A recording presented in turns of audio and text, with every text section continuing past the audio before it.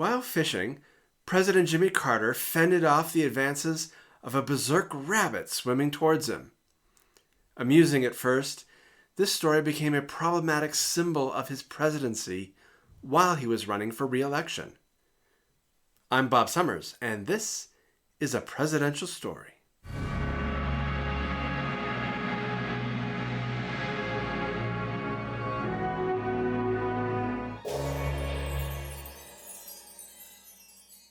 A quick disclaimer. This story contains the depiction of a swimming rabbit. This may come as a surprise, and it may lead you to see if your pet rabbit can swim. Do not try this. It is considered animal cruelty and may kill your beloved rabbit. On April 20th, 1979, President Jimmy Carter was vacationing in his hometown of Plains, Georgia. On that Friday, he went fishing, alone, in a flat-bottomed boat on a nearby lake, while his staff watched nearby from dry land. Apparently, some local hounds were chasing an indigenous swamp rabbit, the largest of the cottontail species. The rabbit jumped into the water and started swimming directly for the president's boat. Carter had limited experience with rabbits and was unable to reach a conclusion about the rabbit's state of mind. What was obvious was that this large, wet animal was heading directly towards him, making strange hissing noises and gnashing its teeth. It was clear it wanted to climb aboard.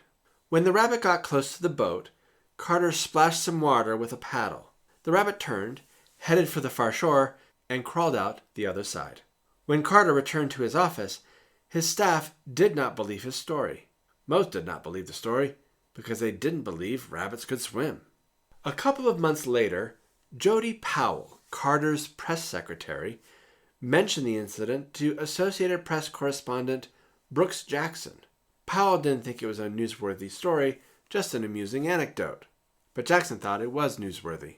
On August 30th, 1979, Jackson's story was published in several newspapers across the country, including on the front page of the Washington Post, with the headline, "Bunny Goes Bugs. Rabbit Attacks President." There was even a photo taken from the shore by a White House photographer. The Carter White House refused to release this image to the press. The Reagan White House that followed was much more accommodating.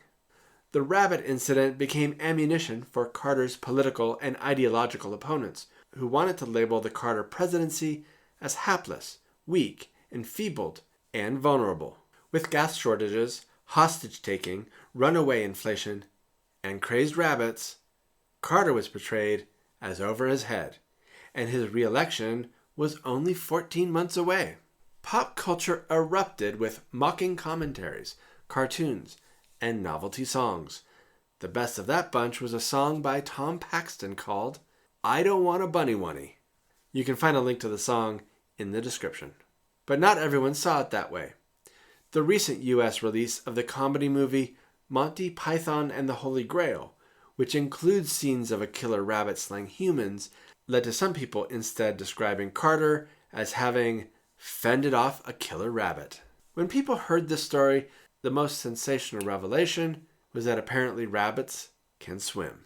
Carter has mentioned that he received many letters from rabbit owners that threw them into pools to shockingly discover they could swim.